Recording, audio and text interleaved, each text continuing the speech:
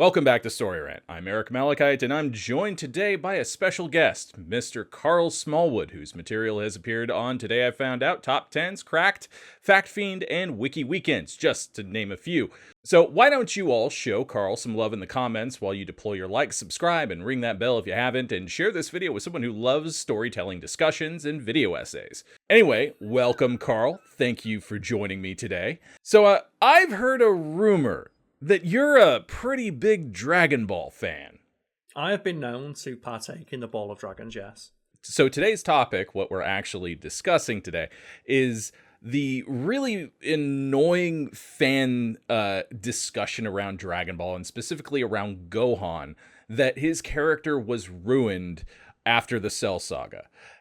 So Buu Saga onward. So are you familiar with this? You being a Dragon Ball fan, but you're not chronically online like I am. So, maybe you haven't seen as much of the annoying memes in your feed and whatnot. You'll have to clarify if I'm incorrect here, but is this the discussion about the fact that Gohan retires from fighting to become a scholar? Yeah. Instead of continuing to become a great fighter, even though every aspect of his story leads to him becoming a scholar and not having to fight? Yep. Okay. And it's the people who unironically share stuff like it's like Super Saiyan 5 Gohan of like Gohan if he locked in, not realizing that is completely against his characterization from the moment he was introduced. Yeah. Cool. Exactly. Yeah. But there is some nuance to this, but this fan, I guess this trend in the fandom is so annoying because you see it in every single comment section. You see it on Reddit constantly, on Facebook. It's there, and I really think that it's mostly the fans that are stuck in the Bruce Faulkner era, the Toonami era of Dragon Ball. I haven't gone back and revisited that, so I'm not sure how accurate the translation was, whether they even they definitely mentioned that Gohan wanted to be a scholar as a kid, right? Well, it's all he wants to do. Yeah. All he wants to do is read his books. Yeah. He doesn't want to fight. He doesn't want to have to rely on the anger that allowed him to save the world. That's kind of like his whole deal. Even when he has to fight, when he becomes like Mystic Gohan, he talks about how I don't want to rely on being a Super Saiyan because you lose control. And that's not the kind of person I want to be. I'll find my own path. Right. That's not a subtle thing. He straight up says, I don't want to be a Super Saiyan because it doesn't work for me because I lose control and I don't like losing control. Yeah. And so my wife and I, we've been rewatching, for her, it's the first time watching Dragon Ball all the way through. We paused during the 23rd Tenkaichi Budokai to have her read the manga instead because she was getting really tired of how they paced out the fights. Like the fights kind of put her to sleep, but she got really attached to Gohan as a character throughout watching Kai, because he's adorable, He's sweet little cinnamon bun. He has such a rough life of, well, first I get kidnapped by my uncle, and then I fly at 1,000 miles an hour and headbutt my uncle to death. Then I get kidnapped by this weird green dude who's 8 feet tall and forced to fight dinosaurs. And all he wants to do is read his fucking books. Yeah.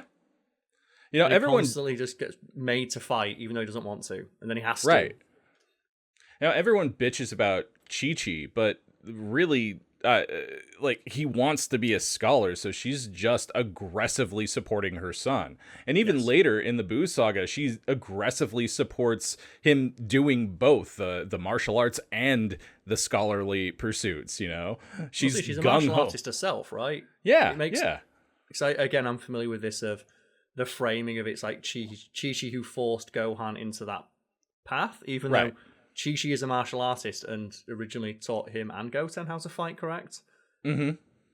Well, not Gohan. Gohan was taught by Piccolo and Goku, but later on, Chi-Chi did loosen up and taught Goten how to fight, probably because he's not that bright.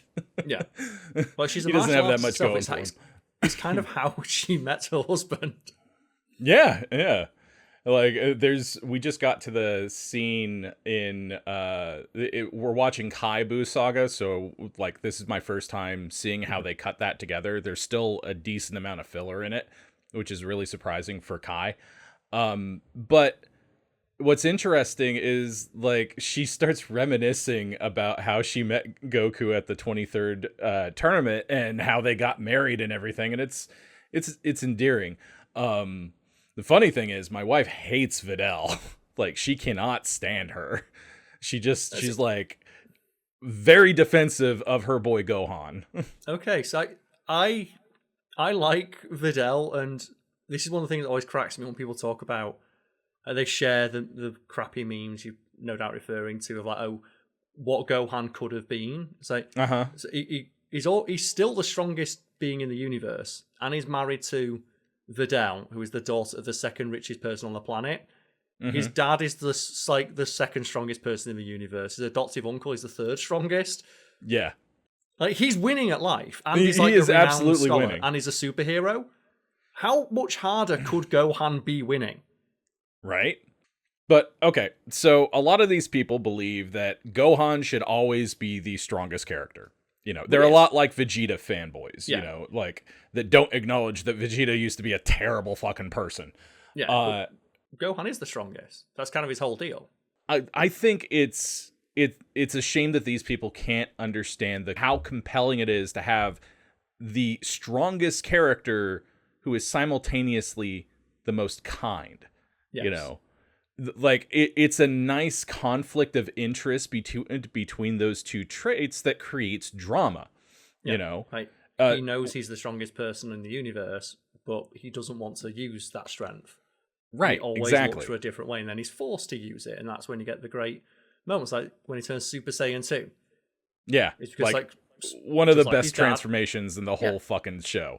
Just and like manga. his dad, he breaks because someone he cared about died, and that's when he realizes, okay, I should use this strength because I have the ability to stop this, and I could have stopped it sooner.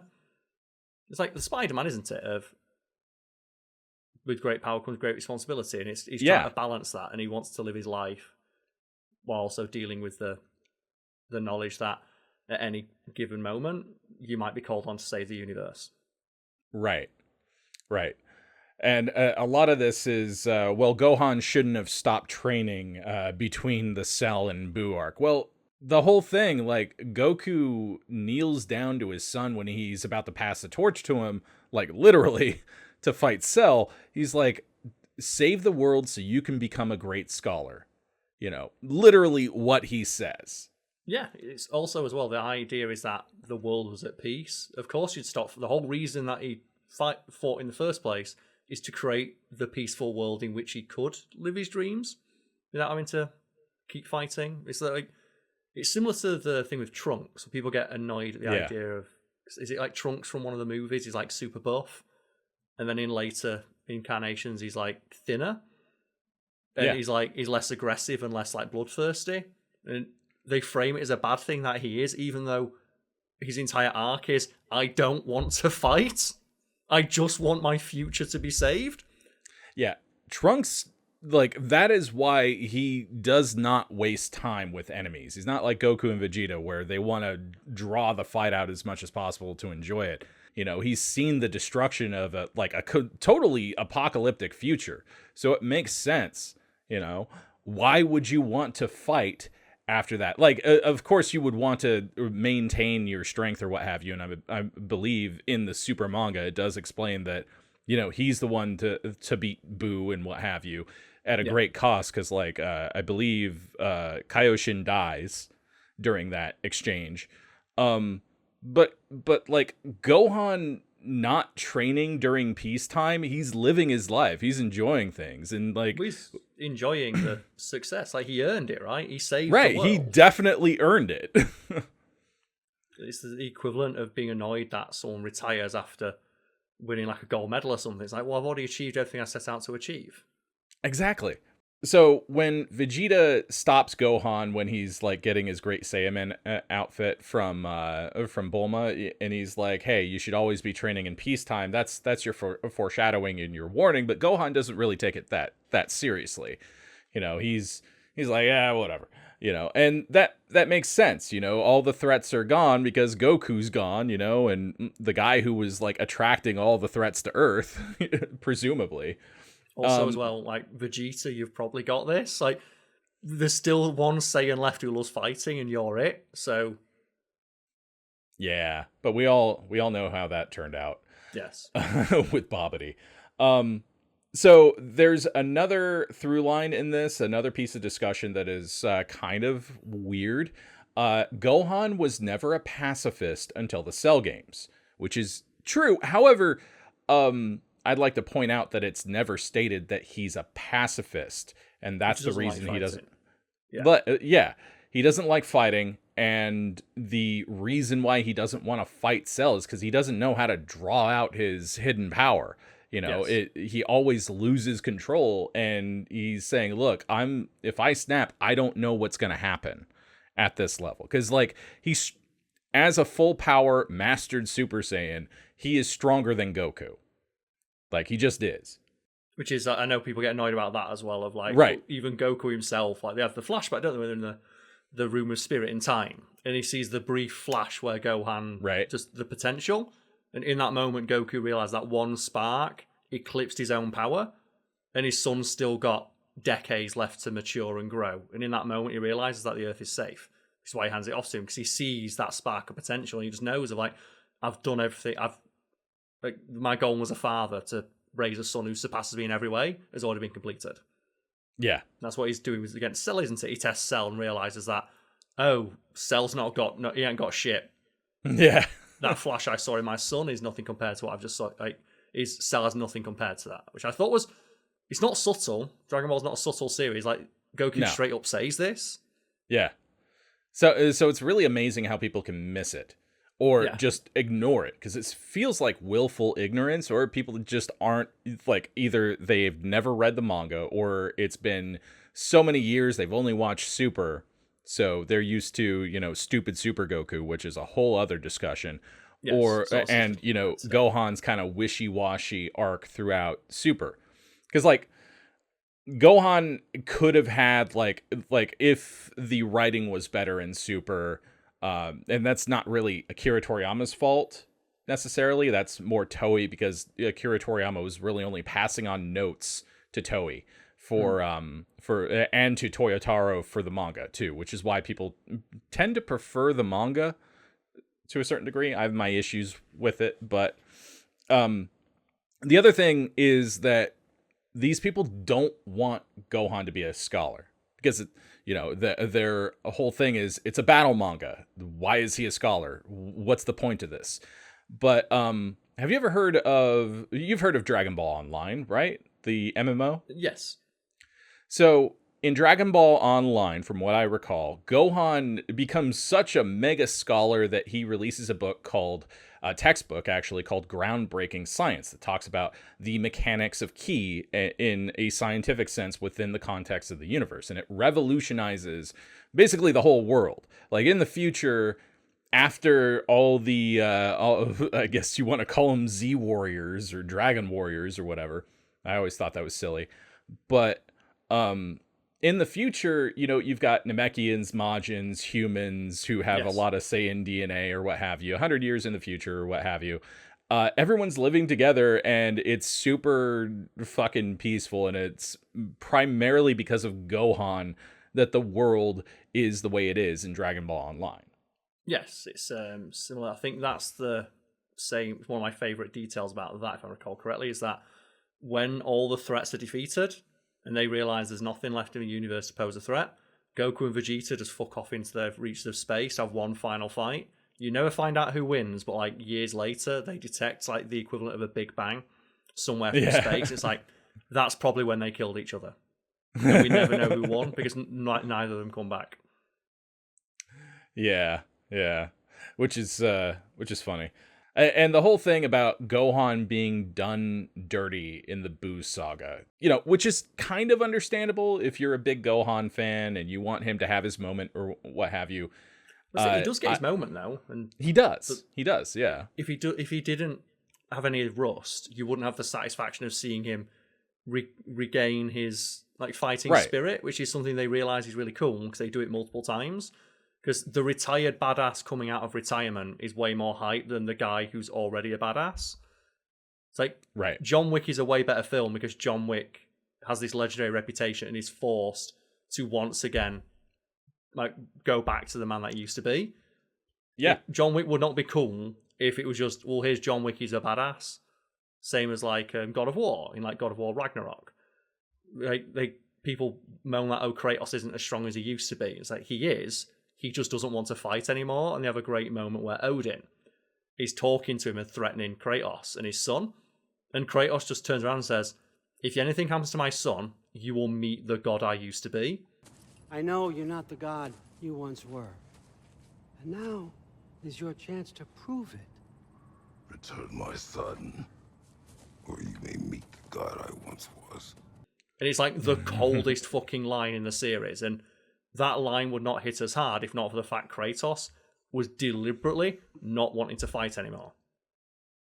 Because you know he's still got that killer instinct. And just narratively, that's way more satisfying than if he was still like the rampaging god beast he was in previous games. Because there'd be no stakes, there'd be no arc, there'd be no lull. Like, there'd be no... Yeah. So it was the hero's journey, right? Yeah. Pretty basic narrative. It is pretty basic narrative, yeah. But, you know, him starting off from that baseline makes a lot of sense, especially because he's poised as the main character at the start of the Boo saga. And I know it doesn't finish off like that, but it makes sense to start him off from a place of unease and weakness, because he's been living this cushy life and what have you. And when shit gets real, he's like, all right, I got to listen to Kaioshin and I got to do my part and start training. And that leads us to his potential being unlocked for the second time and to the fight with Super Boo. And yes, he does lose that because of his arrogance once again. But the thing about Akira Toriyama's writing style, and this is like something... character growth, right? Because that's something that's always hinted at, of Gohan becomes arrogant when he gets strong, and that's what he doesn't like about himself. Yeah, yeah. They even hints about it in Superhero, right? It's in character. Yeah, in Superhero, where he becomes like Gohan Beast. And there's a split second where he's thinking about toying with Cell Max, and he hears... It's the thing that cuts through it all, is Piccolo telling him, Gohan, concentrate. And he realizes, no, I always do this. Nope. Just special beam cannon this motherfucker through the skull. This ends now. Yeah. And, I rewatched Superhero because I remember watching it before, loving most of it, but not really digging the Beast Gohan transformation and whatnot. I laughed so hard in a theater when I saw that. It's so ridiculous. But it's so ridiculous in a way that's hilarious, because me and my friend were watching it, and when they did like the transformation and they pan up and they keep going for like 3 seconds as his hair keeps going, we lost our shit. Yeah, it's pretty funny.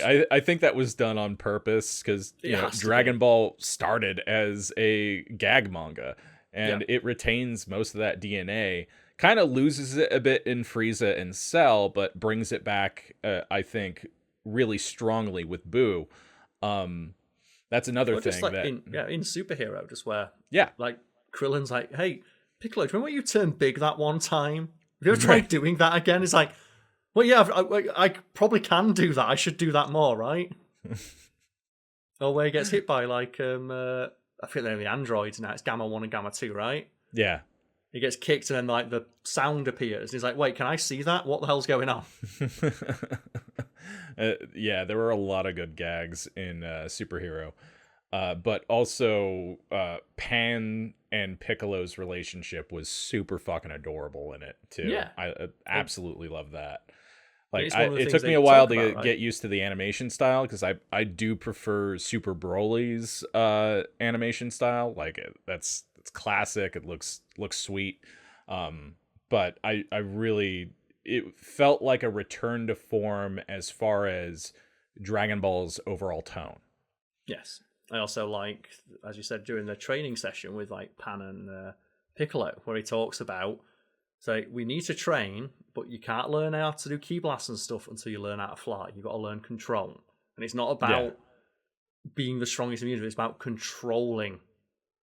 Like self-discipline, right? It's like the same reason people learn martial arts. Like if you go to any competent martial arts trainer. It's like, it's not about teaching you to beat people up. It's teaching you discipline and self-control. Mm-hmm.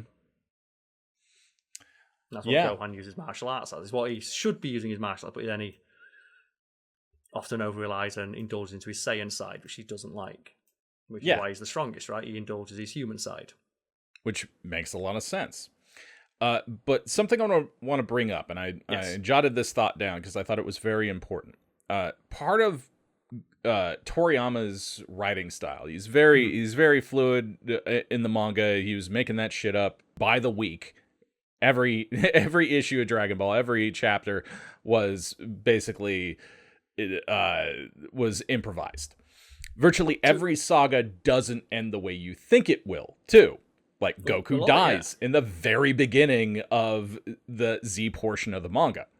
Well, changes were made on a whim, weren't they? It's like Super Saiyan was because he didn't like the colouring the hair, right?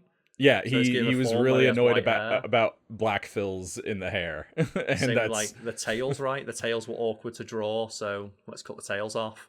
Yeah, which my wife had a lot of opinions about, too. She's like, just grow back I love at the random, monkeys. Right? Yeah. They just grow back at random, or like the fact Cell keeps transforming, right? Is that because that's executive meddling where, these android characters kind of look lame. Okay, some new androids, okay, they're still kind of lame. Okay, he's a weird bug man. Okay, that's too weird. Okay, now he's turned into a human. Okay, that's still too weird. It'll be in between bit. Oh, now he's perfect Cell. Yeah, right? Yeah, that was all his editor. His editor was like, let's. I think that you could do better. And then Cell becomes a pretty boy. Perfect Cell, Damon Clark. Let's go. Damn straight. But every saga does not end the way that you think it would. Goku does not defeat Vegeta with the ×4 Kaioken Kamehameha.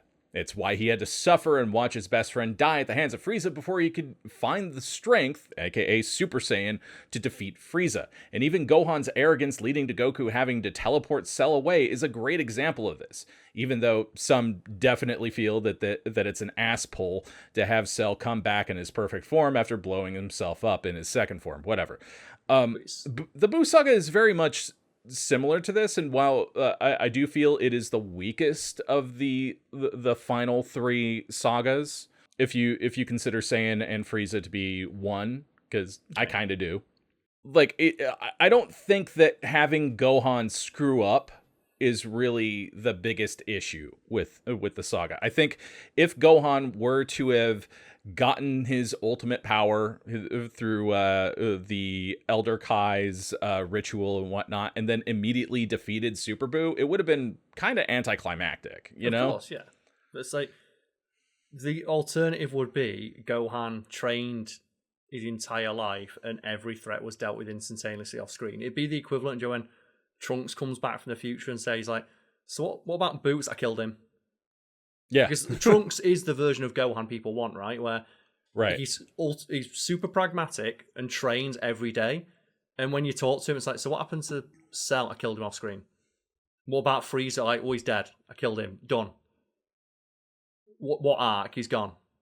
Deborah, I killed him. Boo, killed him.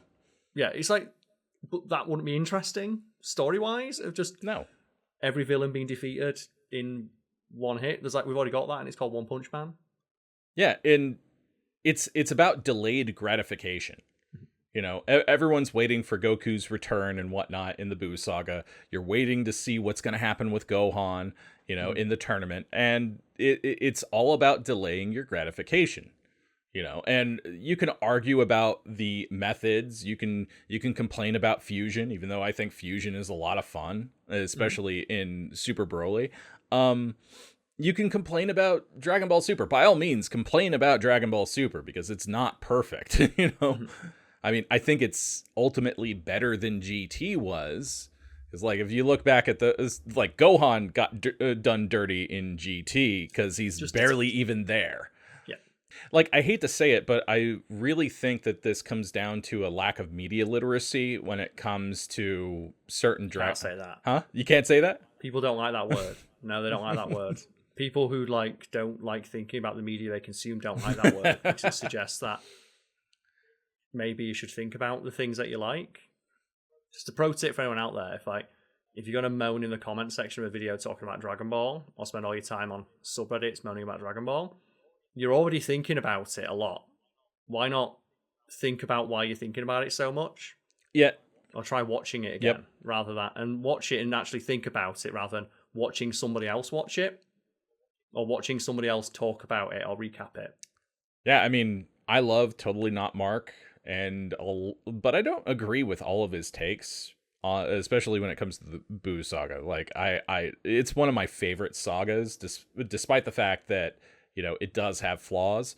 I love the tone. Mm-hmm.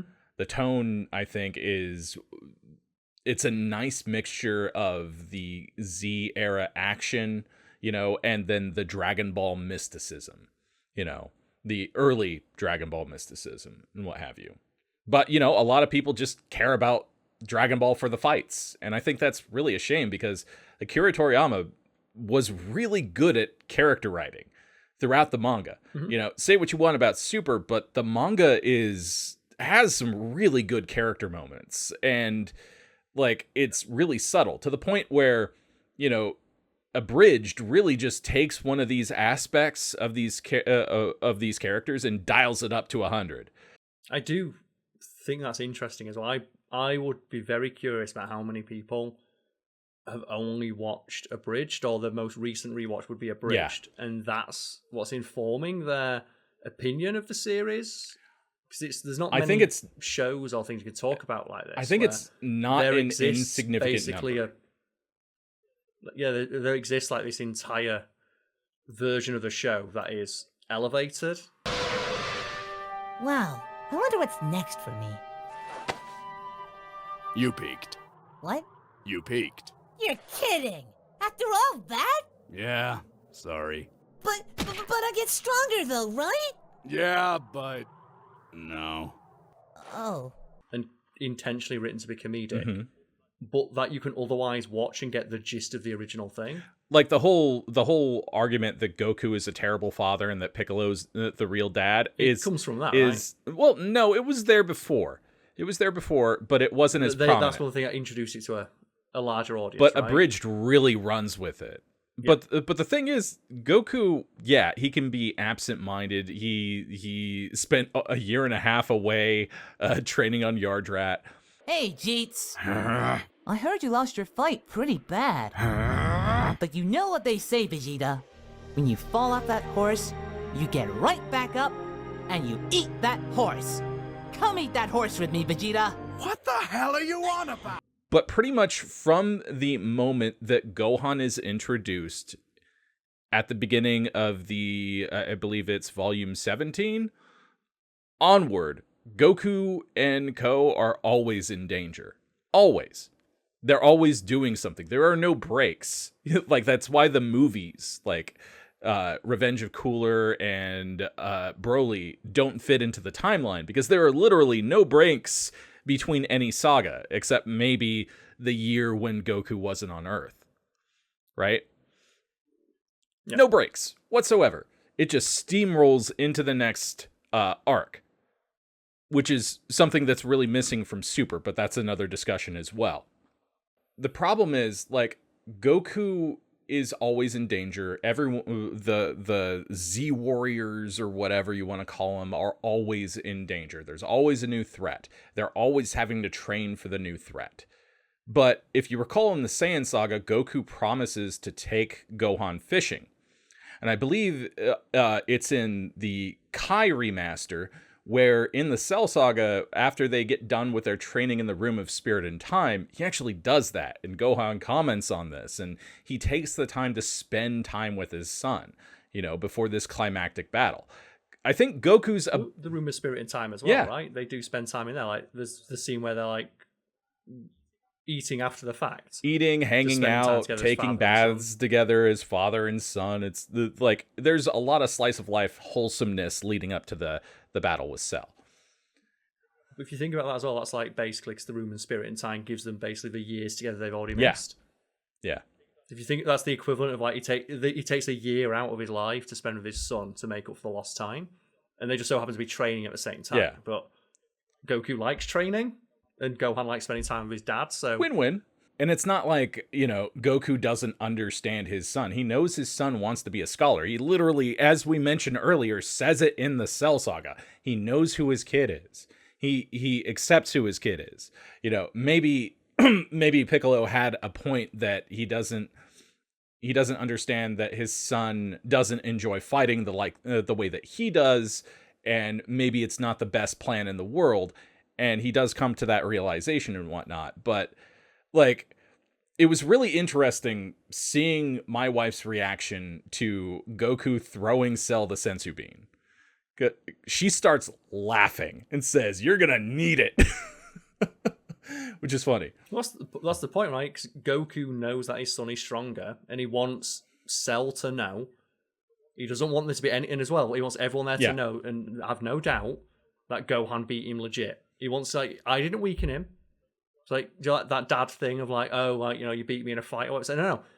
Straight up, no one softened him up. Cell is at full strength. Gohan beat him legit. I couldn't beat him. Vegeta couldn't beat him. The Z-Factor couldn't beat him. Gohan did. Yes. Yeah. But he's doing if you think about it, that's Goku's way of doing his son a favor in his own weird, twisted way of now you'll know you beat him at full strength. And you didn't think you could, and then you did. It's the Goku equivalent of taking the training wheels off the bike, right? And the thing where you push your kid and you let go, and they get scared for a little bit. It's but I had to let go, so you knew that you could do it. Mm-hmm.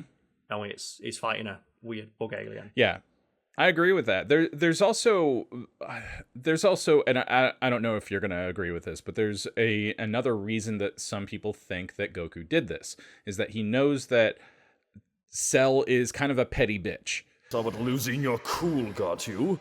So tone down the Frieza and chill the hell. Done getting your shit together up there? Because I'm starting to get bored. What did you just say to me, you heartless little shit? I said I'm bored. You're boring me. So he predicted that, if Cell were to be pushed into a corner, he might do something drastic. He's destroy the Earth. Yeah. Because Frieza did that. He's got Frieza's cells. Vegeta's kind of a petty bitch too when it comes to being backed into. Vegeta try to destroy the Earth as well. It's kind of a villain's thing in Dragon Ball when they get threatened, they just try and destroy the Earth. So I think while some people do have a point that it does look bad. I don't necessarily think it's as bad as some people make it out to be. What's really dumb is Goku giving Moro the Senzu Bean in the Moro arc. I'm not familiar with that bit, but it does seem that Gohan does get his ass beat a little bit, but at the same time, Goku is he's a martial arts prodigy. He's like a genius of combat. Mm-hmm. He sees his son's potential and he knows it's there. So for him, it's a sure thing. It's not a gamble. Yeah.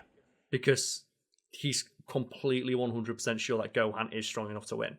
Yeah. And that's what he says, right? When he's talking to him from the afterlife. He's I've only got one arm. He's it doesn't matter. You're still, even with one arm, you're still stronger. I don't think I can do this. He's so much stronger and it's all my fault. It was my cowardice, then my hubris, and now my weakness. We're all gonna... Gohan, I want to tell you that if you don't do this, Piccolo is gonna die. Your mom's gonna die. Everyone is gonna die. But before all that, if you don't do this, you're gonna die. And you're better than that. You're better than him. You're better than me. Whoa, Nelly! See? I'm not even close to that strong yet. You just need to believe that you are. And he does. So Gohan. I love, after rewatching it, I love how much Goku has faith in his son. How proud he is. Just 100%. Yeah. He's 100% convinced he's Gohan's going to beat him. It reminds me of, mentioned God of War earlier. There's a great moment in that where it's Kratos' son, Atreus, asks him, so father, will I be stronger than you one day? And Kratos just tells him, if you're not, then I failed as a dad. Oh. My job is to make sure you're stronger than I am. You should be a better man in all ways than I am. And it's my goal as a father to get that. And the day that you're stronger than me is the day I've succeeded. Yeah. Same with Goku, right? You see, probably the proudest day of his life is when he sees that Gohan is stronger than he is. Mm-hmm. I mean, even when Goku comes back for the martial arts tournament in the Buu saga, or at the start, he doesn't ask like, so have you been training? You know, he's more interested in, you know, catching up with everyone and whatnot. Like, Vegeta's the one who's so focused on how powerful everyone is, you know. Yeah, Goku just wants to come back and spar, because for him that's the equivalent of spending time together. Yeah. He just wants to spar with his friends. He doesn't care about winning, because he knows how strong everyone is, because he's, again, the martial arts genius. Yeah. I also like in that arc as well, you get the small hint that, oh, Goku is the strongest, because he hits the lightest, which conversely, you might think, oh, well, but that means he's got the most control. Yeah. Of everyone there, he has the most control. He's able to throw a punch. Yeah, you're talking about the despite punching being the strongest machines, one right? there. Yes. Oh, I love that. How, like, yeah, I noticed that last night again. He's like, his is closest to Mr. Satan's result. Yes. But it's still high enough that he's going to qualify and whatnot. And like, yeah, I was just like, wow, he has a lot of control. I literally said that which too. Is the hint that he's the genius, and he has the ability to like near instantaneously adapt to all combat. So he doesn't need to ask Gohan how much he's been training, because he can just look at him and immediately size him up. Also, his ability to sense ki is so sensitive, he could probably sense the potential in Gohan, so he doesn't need to ask. Yeah. That's how I've always read it anyway. Yeah, no, I think you're The same way absolutely when- right. And like, I love the way Goku was written post Frieza fight, because like, yeah, he's still a goofball, but he's really all business in the Cell and Buu saga. Like, he's pretty fucking smart. What's the thing? His intelligence is he's a combat genius. And like the only time, and it's obviously his characterization is a little silly, but in combat he's unbeatable. That's the reason why Vegeta hates him so much, because it seems everything comes naturally to him, because he's just a pure savant. Yeah. No, 100% agree. Yeah, if your opinion is solely based off of nostalgia, I encourage you to go back and reread the manga or rewatch the anime all the way through if you want to. I always suggest people watch Dragon Ball Kai instead of Z, because you skip out on a lot of the filler and whatnot. The pacing is much better. You know, a rumor that I heard is that the showrunner for Dragon Ball Daima might be pushing to reanimate all of Dragon Ball accurate to the manga. Well, it'd be a good idea, because they do have those flashback moments that look really Yeah. good. And you just look at them and go, oh, I'd love to see the original, because I hate when they flash back to Z, and it's like, man, I'd like to see Z animated like that. Yeah. The beginning of Daima Superhero and the beginning of Superhero, because that's the same guy. So the beginning of Superhero was animated by that guy, or directed by that guy. Like the superhero. Because that's where you see, like, oh, Mecha Frieza got stomped. Yeah. So they show it right of, like, here's, like, the fight in real time, and it's just Mecha Frieza dies in 1/4 of a set. He did not have a chance. Yeah. Like, Trunks has absolutely zero chill. That's if you want to see Gohan not stop training, you've got it in Trunks. Yeah. What kind of attitude he would have, too. That's what would happen. You know? Yep, just complete pragmatism of just every enemy just gets dispatched with like ruthless pragmatism. You know what's also weird? Like the fandom is very, very fixated on future Gohan. You know, like I love future he's Gohan. cool. It's such a shame. I just think he's the most done dirty because he never gets a chance. Yeah, but you know he dies in every timeline. What's interesting about that is that you know, he didn't spend time with his dad in the Room of Spirit and Time. You know, he didn't spend time. He had to teach himself how to go Super Saiyan. You know, he had no concept that there was a level beyond Super Saiyan. So it kind of makes sense that, you know, that's the way it went. You know, maybe a rage boost would have helped. Who knows? You know, bottom line is these takes are really annoying. Gohan is a developed and interesting character, and he's more interesting because he is a scholar. And if you know, like we said, reread the manga if this is your take. If the last thing you watched is abridged, reread the manga and the anime. Yeah, Gohan's an amazing character. Deal with it. I'd also say as well, if you like the idea of Gohan being a fighter, as I mentioned earlier, isn't it cooler that he doesn't want to fight, but you know he's a badass? Like, isn't Right? that a cooler thing in fiction, right? When, like I said, the retired badass is a great trope for a reason, or the quiet guy that you don't mess with gets messed with and shows you why he's the quiet guy who's never messed with. Mm-hmm. Isn't that cooler than just having him strong from the start? Right. And also, as well, having the character get beaten and having to shake off that rust is also a really great moment, like the bit in Superhero, where Gohan has to awaken the rage inside him again. So we get to relive the Super Saiyan 2 moment, or when he fights Frieza and he doesn't know how to go Super Saiyan because he's not done it in so long, and then he gets so mad that you get the one flash of his potential, and it's a flash of energy so great they can pinpoint it from across the universe. Right. Isn't that cool? Isn't it? And that's only cool because you had Gohan not training or not being focused on fighting. So it narratively allows for the cool moments people like. For example, Gohan going Super Saiyan 2 for the first time would not be as hype and awesome and memorable if not for the fact he didn't want to do that. Mm-hmm. And he even says, during the fight, I didn't want to do this, or something to that effect. It's I'm going to make you suffer because you wanted this. Oh, yeah. Right? And that's a cool moment in a story when the character who's a super badass is I didn't want to fight. Remember? You wanted this. You wanted this. Right. And then beats the ass. The ass whomping is so much better because you have that payoff. And you can't have the payoff without first the build-up.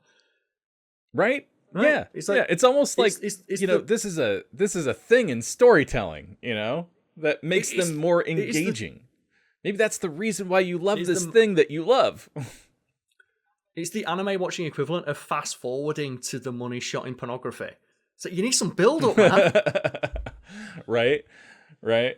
It's it's storytelling foreplay. But you can't just only want to have the climax. You've got to have the build up first, man. Gohan, extreme Gohan fanboys who want this for the character, they don't believe in the clitoris. I just solved it. They don't. They just jackhammer from start to finish. Her enjoyment is entirely secondary, and it's 3-pump chump. That's not. It's not enjoyable. Yeah, look, you will get so much more out of your books, your manga, your TV, your movies, whatever it is, whatever you're into, you'll get so much more out of it if you start thinking about the narrative mechanics behind things, why characters are the way they are. Yeah. And also watch stuff without being on your phone at the same time. Yeah, that's important, and I have that problem too sometimes. So I recently binged all of Twin Peaks in 3 days because I was sick and simultaneously very wheezy, so I was afraid of not being able to breathe when I slept, which was a problem. I got better. And it was really interesting going through, knowing as much as I do about weird fiction and liminal spaces and just media in general, to see all of the themes develop between the first series, the movie, and the return. And I think I wouldn't have been able to enjoy it as much if I didn't have that knowledge. Storytelling is such a rich discipline. And it's really interesting to see someone who didn't really consider himself to be that deep of a writer in Akira Toriyama having all of these really interesting and rich characters and story arcs that he was basically making up week to week. That's incredible. Yeah, just he thought it'd be cool. Yeah, and all you need to do is you can enjoy stuff, or your enjoyment of something can be improved so much by just asking one simple question: why? And then thinking about answering that question for yourself. And if you want to see someone else discuss it like you have done here, that's also valid. But before you watch this, or while you're watching this, I would hope that people are asking themselves, is that okay, do I agree with this? And if you do, cool. If you don't, why do you disagree? And explain why. Same thing for it's one of these I love talking about media so much. It's why I have a degree in it. It's a fascinating subject, and being able to two people watch the same thing and come away with an entirely different opinion of what they just saw is so interesting. It is. And I don't understand why people would rob themselves of that to just parrot what they heard a YouTuber saying. Now, I know that like the angry reviewer shtick was really popular in the heyday of YouTube, and there's been kind of a pivot away from that. But you know, critiquing media and specifically pointing out the flaws in media is not necessarily a bad thing, as long as it's done in good faith and it's under and if the goal is to improve your own storytelling capabilities, to realize, you know, okay, you know, like I suggested in my Alien essays, you know, why do these sequels not work? In my opinion, why do they not work, and how can I improve my story so they don't repeat those mistakes? You know, the same thing with the prequels. Why don't these work ultimately? And when you ask yourself those questions, you become a better writer ultimately, I feel. It also just, it allows you as well, if you don't want to engage in the act of writing or creation, just understanding how things are made and why things work and why things don't it's going to make you a better conversationalist, because 90% of people watching this, I imagine, most of your conversations with friends and acquaintances are going to be about things you've watched or seen. Yeah. So, and it, you know, as long as you're not basing your whole personality off of quotes from movies, you know, or memes, that's fun. You know, we sort of develop our view of reality and to a certain degree our own internal politics based off of the media that we consume, because there's just so much of it, and you spend so much of your time consuming media. That's why people are so concerned and gung-ho about representation in media. You know, it is important. It's the lens through which most people view the world. Like the best example I can think of, when I was in university, I was asked straight up by my tutor, like, okay, so how many people here have ever spoken to a police officer? Right. And it's like 4 or 5 people raise their hand. It's like, okay, when was that? Like 5 years ago. It was like I got mugged, so I talked to them for 5 minutes. How many times have you seen a police officer in a TV show or a movie? And it's like everyone puts their hands up. It's like, so now, and then they went through a few things. Like, okay, so do you think this is a thing police officers can do? Like the one of, like basically, you know, your rights as they get read to you and stuff like the Miranda rights thing. Is that a thing? Or getting the one phone call? Is that a thing? Well, it is, yeah, because I've seen it in movies. No, it's not. Is it, wait, what? It's like, yeah, exactly. So your opinion of reality has been irreparably damaged by the media you consume. Like, it has literally altered the way you view the world in which you live. Yep. And now imagine that was like, and now think of that everything else that you've seen in a movie and whether, or a TV show, and how accurately it's representing reality, and how much your opinion of that thing in reality has been changed by the things you've consumed. Right. And that was like just one little example that always stuck with me. Yeah, just think about growing up watching Lethal Weapon and Beverly Hills Cop, thinking cops can just go off and fly off the handle and kill drug lords if they want. And of course. And suffer no consequences. You can argue, like, so the internet asshole reply guy response to that is like, of course I know it's not real, but there's probably something that you do think is real, is influencing that you've some way, internalized. There's no way you've not. Yeah. And it's always ironic to me that the people who'd argue, well, that doesn't affect me, it's not going to alter the way that I think or the stuff that I say, their personalities are just a YouTuber they watch. And it's like, well, clearly it does. Yeah. Right? Because you have no original thoughts. You're only repeating things you've seen on a Reddit thread. And I often think back to a friend of mine I met up with for a drink, and they were talking about how they've been on dates and they're back in the dating world. And then, so how's it going? And they looked at me and went, do you know when you meet someone and you can tell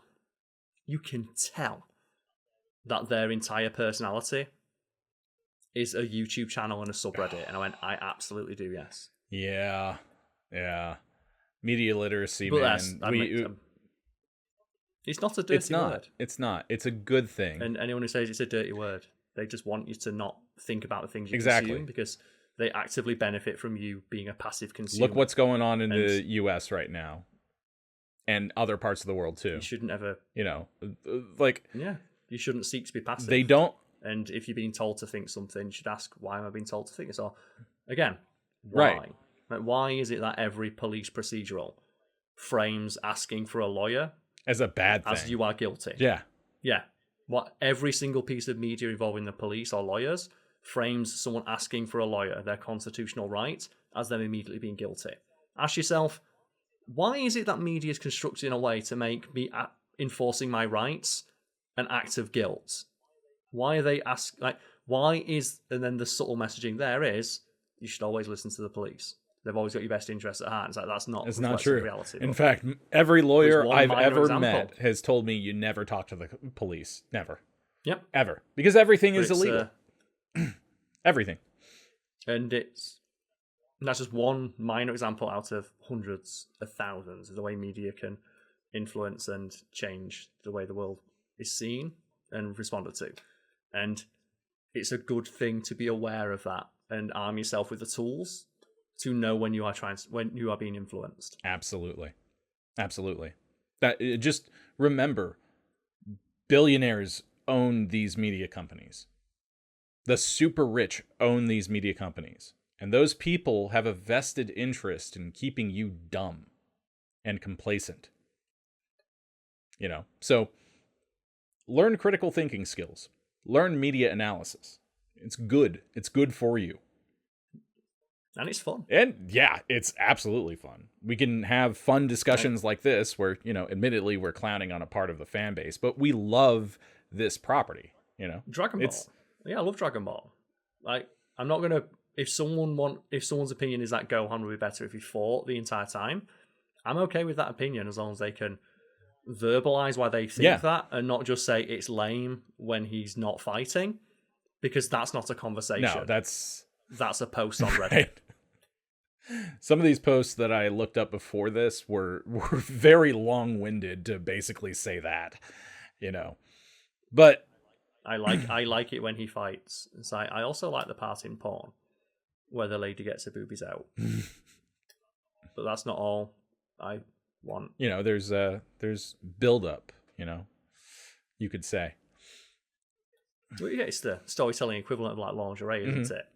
So it's great when they take it off, but you're not going to have the moment of enjoyment when they take it off if they don't put it on in the first place. Exactly. I was not expecting storytelling to be compared to porn, but I'm here for it. It's the easiest way to make a comparison because it's immediately visceral and people can picture it in their head. Yeah. Also, Dragon Ball fans, a certain contingent at least, are really focused on how roided out some of these characters are. Even though it's cooler when they're not. Even though it's cooler when they're not super huge and buff, and the story itself makes fun of the fact that, hey, being huge and buff is stupid. Yeah. Hey, Trunks, that form where you're super buff is stupid. You can't move. And then when you look at like professional martial artists, they're never like super huge and buff. No. They're always in shape, but they're always like very lithe and agile because it doesn't matter how hard you can punch or how strong you are if the person you're attacking can't be hit.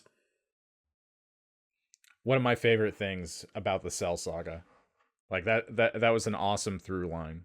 The pursuit of power and doing it right was a lot of fun mechanically. They have like the super huge buff form, and you cut to Goku explaining to Gohan, yeah, this shit sucks. Look at all the wasted energy. There's no economy of movement in this. It looks really strong, but you can easily sidestep me and just knock me the fuck out. This is stupid. Why would anyone use this form? And that's not subtext. That's the text. It's such a dig at Vegeta too. Like, yeah, because Vegeta's like, look how strong I am. And Goku's like, this form would never work. It's stupid. Yeah, like you can excuse Trunks. Trunks doesn't know any better. He's been fighting for survival, so he thinks more power is good. He's not like a true martial artist, but for Goku, like he's like, yeah, this is silly. I always love the moment when he comes out of the room of Spirit and Time with Gohan, and Vegeta's like, "Are you saying you're stronger than me?" Yeah, a lot. It's really satisfying because he doesn't have to beat him in a fight at that point. What's the point? Yeah. So. Is that I don't need to fight you because everyone here knows that I could beat your ass. Right. Yeah. Like he cracked the pillars in Corrin's house with half his power. But I mean, it is true though that the Saiyans got a little too ridiculous and left behind some admittedly really interesting characters like Tien, Krillin, and not Yamcha, because who fucking cares about Yamcha? I care about Yamcha's a Yamcha. joke. He's my boy.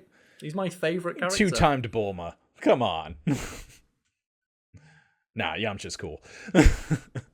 He's great.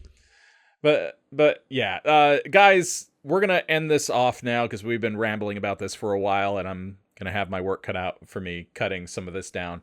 But what do you guys think? Do you agree with our takes? Do you think the Dragon Ball fandom or that certain contingent is kind of cringe for thinking Gohan should only be fighting and should only be strong, all the time? Let us know. Drop your comments. Give a shout out to Carl. Special thanks to him for joining me on this episode as I'm shaking off the rust and whatnot for this format. And of course, deploy your likes, subscribe and ring that bell if you haven't, and share this video with someone who enjoys storytelling discussions. Get them involved. I'm Eric Malikyte, and I'll see you next time, Space Cowboy. And Carl, you want to say goodbye to the audience? Yeah, goodbye to the audience. Thank you for having me on. Absolutely.